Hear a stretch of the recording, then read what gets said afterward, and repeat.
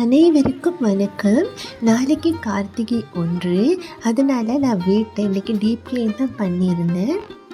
நான் வீட்டுக்கு குடி வந்து இப்போ தான் 1 மாதம் ஆகுது. அதனால் வீடு ரொம்பவே சுத்தமாக தான் இருந்தது. அது மட்டும் இல்லாமல் நான் தினமுமே தூசியெல்லாம் தட்டி விட்டு கூட்டி பெருக்கி தொடச்சி விடுவேன். அதனால் இன்றைக்கி எனக்கு க்ளீன் பண்ண ரொம்பவே ஈஸியாக இருந்தது.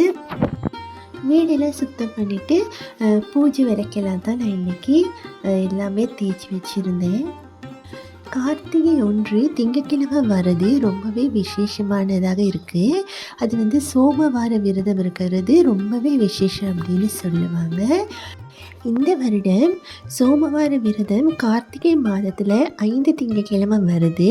அதுவும் கார்த்திகை முதலாவது எங்களுக்கு திங்கட்கிழமை வரதால் ரொம்ப ரொம்ப விசேஷமாக இருக்குது. அந்த நாள் நாங்கள் சிவபெருமானுக்கு அப்படி இல்லைன்னா முருகப்பெருமானுக்காக நாங்கள் விரதம் இருந்து வரணும். பட்டினியாக விரதம் இருக்க முடிஞ்சவங்க பட்டினியாக விரதம் இருக்கலாம். அப்படி இல்லாதவங்க ஏதாச்சும் லேசான ஃபுட் எடுத்துக்கலாம்.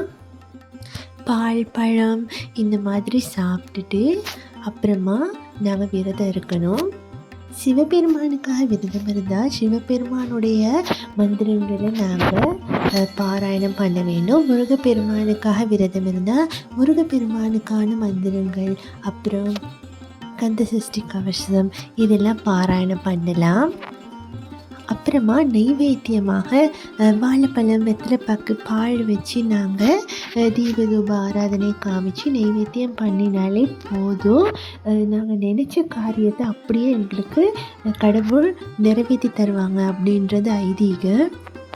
குழந்தை இல்லாதவங்க அப்புறமா திருமணம் தடை அப்புறம் கணவன் மனைவி ஒற்றுமை இல்லை, செல்வ செழிப்பு இல்லை, கடன் பிரச்சனை இது மாதிரி பல பிரச்சனையில் ஒருத்தவங்களே இருப்பாங்க. ஸோ நீங்கள் எல்லாம் உங்கள் பிரச்சனையை சொல்லி இந்த விரதம் கண்டிப்பாக வழிபட்டு வாங்க. எல்லாமே நல்லபடியாக நடக்கும்.